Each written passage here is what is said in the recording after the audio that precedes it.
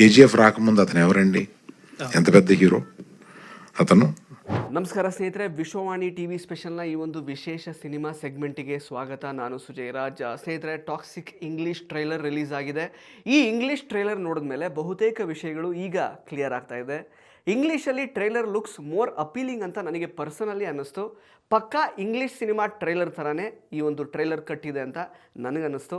ನಿಮಗೂ ಹಾಗೆ ಅನಿಸಿದರೆ ದಯವಿಟ್ಟು ಕಮೆಂಟ್ ಬಾಕ್ಸಲ್ಲಿ ಕಮೆಂಟ್ ಮಾಡಿ ತಿಳಿಸಿ. ಹಾಗೆಯೇ ಈ ವಿಡಿಯೋದಲ್ಲಿ ಟಾಕ್ಸಿಕ್ ಓವರ್ಸೀಸ್ ರಿಲೀಸ್ ಬಗ್ಗೆ, ಟೋಟಲ್ ಎಷ್ಟು ಸ್ಕ್ರೀನ್ಸ್ಗಳಲ್ಲಿ ಟಾಕ್ಸಿಕ್ ಪ್ರಪಂಚದಾದ್ಯಂತ ರಿಲೀಸ್ ಆಗ್ತಾ ಇದೆ ಅನ್ನೋದ್ರ ಬಗ್ಗೆ, ಹಾಗೆಯೇ ಟಾಕ್ಸಿಕ್ ಪ್ರೀ ರಿಲೀಸ್ ಬಿಸ್ನೆಸ್ ಬಗ್ಗೆ, ಜೊತೆಗೆ ಇನ್ನೊಂದಷ್ಟು ವಿಚಾರಗಳ ಬಗ್ಗೆ ತಿಳಿಸ್ಕೊಡ್ತೀನಿ. ಹಾಗಾಗಿ ಈ ವಿಡಿಯೋನ ಕಡೆ ತನಕ ನೋಡಿ. ಹಾಗೆಯೇ ನೀವಿನ್ನೂ ವಿಶ್ವವಾಣಿ ಟಿವಿ ಸ್ಪೆಷಲ್ ಯೂಟ್ಯೂಬ್ ಚಾನಲ್ಗೆ ಸಬ್ಸ್ಕ್ರೈಬ್ ಆಗಿಲ್ಲ ಅಂತ ಆದರೆ ಈ ಕೂಡಲೇ ಆಗಿ ಪಕ್ಕದ ಬೆಲ್ ಐಕಾನನ್ನು ತಪ್ಪದೆ ಒತ್ತಿ.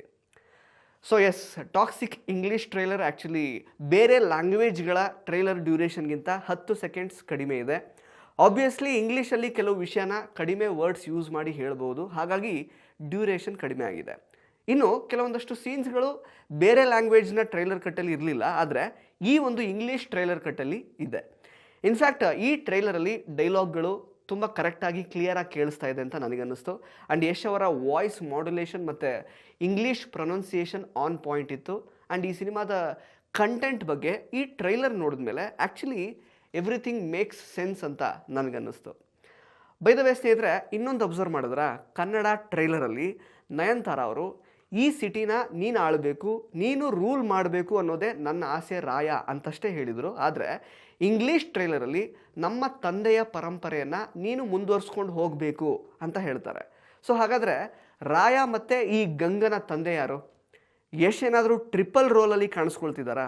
ಸೊ ಈ ಥರದ್ದೊಂದು ಹುಳನ ಈ ಟ್ರೈಲರ್ ಮೂಲಕ ಈಗ ತಲೆಗೆ ಬಿಟ್ಟಿದ್ದಾರೆ. ನಿಮಗೆ ಇದ್ರ ಬಗ್ಗೆ ಏನು ಅನಿಸುತ್ತೆ? ಹಾಗೆಯೇ ನೀವು ಈ ಟ್ರೈಲರಲ್ಲಿ ಬೇರೆ ಏನೆಲ್ಲ ಚೇಂಜಸನ್ನು ಅಬ್ಸರ್ವ್ ಮಾಡಿದ್ರಿ ಅಂತ ದಯವಿಟ್ಟು ಕಮೆಂಟ್ ಬಾಕ್ಸಲ್ಲಿ ಕಮೆಂಟ್ ಮಾಡಿ ತಿಳಿಸಿ.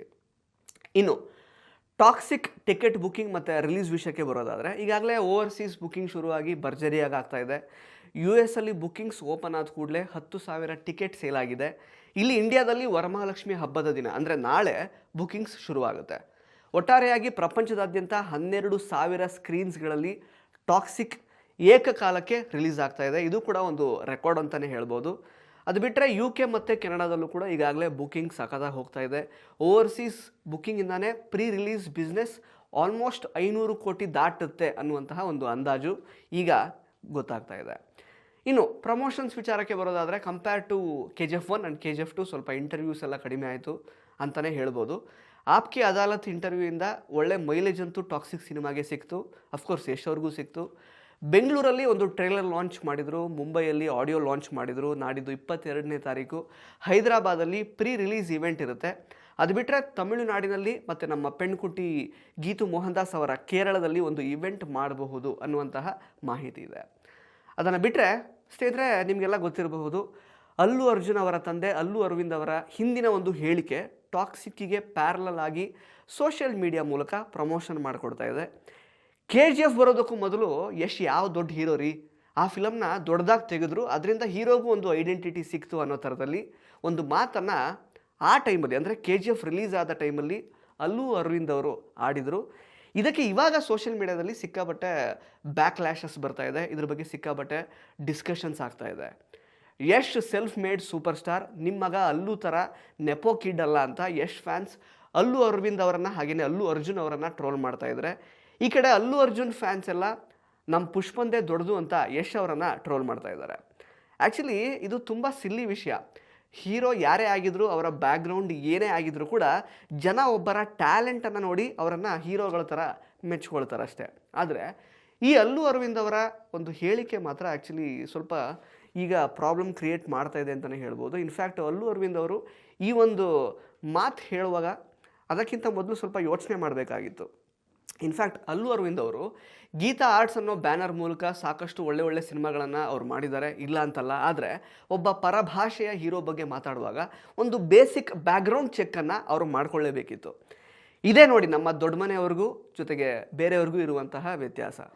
ಅಣ್ಣ ಅವರಿಂದ ಹಿಡಿದು ಅಪ್ಪು ಆಗಲಿ ಅಥವಾ ಶಿವಣ್ಣ ಅವರಾಗಲಿ ಬೇರೆ ಭಾಷೆಯ ನಟರುಗಳ ಬಗ್ಗೆ ಅಥವಾ ಬೇರೆ ಯಾವುದೇ ನಟರುಗಳ ಬಗ್ಗೆ ಇನ್ ಜನರಲ್ ಮಾತಾಡುವಾಗ ತುಂಬ ರೆಸ್ಪೆಕ್ಟ್ಫುಲ್ಲಾಗಿ ಮಾತಾಡ್ತಾರೆ, ಬಾಯಿಗೆ ಬಂದಿದ್ದು ಮಾತಾಡಲ್ಲ.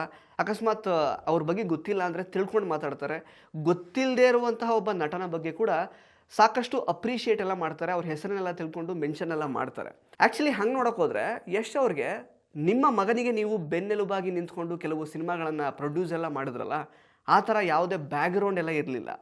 ನಿಮ್ಮ ಮಗನಿಗೆ ಇಂಡಸ್ಟ್ರಿಗೆ ತರೋದಕ್ಕೆ ನೀವು ಡ್ಯಾನ್ಸಿಗೆ ಕಳಿಸಿದ್ರಿ, ಫೈಟ್ಸಿಗೆ ಕಳಿಸಿದ್ರಿ, ಏನೆಲ್ಲ ಸರ್ಕಸ್ ಮಾಡಿದ್ರಿ, ಜೊತೆಗೆ ಚಿರಂಜೀವಿ ಅವ್ರನ್ನ ಆ್ಯಕ್ಚುಲಿ ಬ್ಯಾಕಪ್ ಆಗಿ ಇಟ್ಕೊಂಡು ತುಂಬ ಏನೆಲ್ಲ ಪ್ರಯತ್ನ ಪಟ್ಟು ಸರ್ಕಸ್ ಎಲ್ಲ ಮಾಡಿ ಕಾಲಕ್ಕೆ ನೀವೇ ದುಡ್ಡೆಲ್ಲ ಹಾಕಿ ಪ್ರೊಡ್ಯೂಸ್ ಎಲ್ಲ ಮಾಡಿ ಅಲ್ಲು ಅರ್ಜುನ್ ಅವರಿಗೆ ಒಂದು ಐಡೆಂಟಿಟಿಯನ್ನು ಕ್ರಿಯೇಟ್ ಮಾಡಿಕೊಡೋದಕ್ಕೆ ಗಾಡ್ ಫಾದರ್ ಥರ ನೀವು ನಿಂತಿದ್ದೀರಾ. ಅದ್ರ ಜೊತೆಗೆ ನಿಮ್ಮದು ಮತ್ತು ನಿಮ್ಮ ಅಪ್ಪ ದ ಗ್ರೇಟ್ ಕಾಮಿಡಿಯನ್ ಅಲ್ಲು ರಾಮಲಿಂಗಯ್ಯ ಅವರ ಕಾಲದಿಂದಲೂ ಕೂಡ ನಿಮ್ಮದು ಸಿನಿಮಾ ಫ್ಯಾಮಿಲಿ ಬೇರೆ. ಸೊ ಇಷ್ಟೆಲ್ಲ ಬ್ಯಾಕಪ್ ಇರುವಂತಹ ಫ್ಯಾಮಿಲಿಯಿಂದ ಬಂದಿರುವಂತಹ ಒಬ್ಬ ಅಲ್ಲು ಅರ್ಜುನ್ ಅನ್ನುವಂತಹ ವ್ಯಕ್ತಿ ಸಿನಿಮಾ ಹೀರೋ ಆಗೋದು ದೊಡ್ಡ ವಿಷಯನೇ ಅಲ್ಲ. ಆದರೆ Yash is A self made star. ಯಾವುದೇ ಬ್ಯಾಕಪ್ ಇಲ್ದೇ, ಯಾವುದೇ ಗಾಡ್ ಫಾದರ್ ಇಲ್ದೇ ಸೀರಿಯಲ್ನಿಂದ ತಮ್ಮ ಜರ್ನಿಯನ್ನು ಶುರು ಮಾಡಿ ಸಿನಿಮಾಗಳನ್ನು ಮಾಡಿಕೊಂಡು ಪ್ರೊಡ್ಯೂಸರ್ಗಳನ್ನು ಹುಡುಕೊಂಡು ಹಿಟ್ ಮೇಲೆ ಹಿಟ್ ಕೊಡ್ತಾ ಇವತ್ತು ಜಗತ್ತೇ ತಿರುಗಿ ನೋಡೋ ಥರ ಒಂದು ಸಿನಿಮಾನ ಕನ್ನಡ ಮತ್ತು ಇಂಗ್ಲೀಷ್ ಎರಡರಲ್ಲೂ ಕೂಡ ಶೂಟ್ ಮಾಡಿ ಪ್ರೊಡ್ಯೂಸ್ ಮಾಡಿ ಅದಕ್ಕೆ ಕೋ ರೈಟರ್ ಕೂಡ ಆಗಿದ್ದಾರೆ ಅಂತಂದರೆ ಅವರ ಪೊಟೆನ್ಷಿಯಲ್ ಎಷ್ಟಿರಬೇಕು. ನಿಮ್ಮ ಅಲ್ಲು ಅರ್ಜುನ್ ಸ್ಟಾರ್ ಆಗೋದಕ್ಕೆ ನಿಮ್ಮಂಥ ಅಪ್ಪ ಬೇಕಿತ್ತು, ಆದರೆ Yash is A self made star ಅನ್ನೋದು ನಿಮ್ಮ ಗಮನಕ್ಕಿರಲಿ. ಬಹುಶಃ ನಿಮಗೆ ಇದೆಲ್ಲ KGF ಟೈಮಲ್ಲಿ ಗೊತ್ತಿರಲಿಕ್ಕಿಲ್ಲ, ಆದರೆ ಈಗ ಆಪ್ಕೆ ಅದಾಲತ್ ಇಂಟರ್ವ್ಯೂ ಎಲ್ಲ ನೋಡಿದ್ಮೇಲೆ ಡೆಫಿನೆಟ್ಲಿ ಮನವರಿಕೆ ಆಗಿರುತ್ತೆ ಅಂತ ನಾನು ಭಾವಿಸ್ತೀನಿ. ಆಗಿಲ್ಲ ಅಂತಂದರೆ 26ನೇ ತಾರೀಕು ತನಕ ಸ್ವಲ್ಪ ವೆಯ್ಟ್ ಮಾಡಿ, ತುಂಬ ಚೆನ್ನಾಗಿ ಅರ್ಥ ಆಗುತ್ತೆ. ಸೊ ಸ್ನೇಹಿತರೆ, ಇದಾಗಿತ್ತು ಈ ಹೊತ್ತಿನ ವಿಶೇಷ. ಸೊ ಅಲ್ಲು ಅರವಿಂದ್ ಅವರು ಯಶ್ ಅವರ ಬಗ್ಗೆ ಕೊಟ್ಟಿರುವಂತಹ ಒಂದು ಹೇಳಿಕೆ ಬಗ್ಗೆ ನಿಮಗೆ ಏನು ಅನಿಸುತ್ತೆ ಅಂತ ದಯವಿಟ್ಟು ಕಮೆಂಟ್ ಬಾಕ್ಸಲ್ಲಿ ಕಮೆಂಟ್ ಮಾಡಿ ತಿಳಿಸಿ. ಧನ್ಯವಾದ. ಇಂಟ್ರೆಸ್ಟಿಂಗ್ ಮತ್ತು ಇನ್ಫಾರ್ಮೇಟಿವ್ ವಿಡಿಯೋಗಳನ್ನು ಮಿಸ್ ಮಾಡ್ಕೋಬೇಡಿ, ಈಗಲೇ ಸಬ್ಸ್ಕ್ರೈಬ್ ಮಾಡಿ.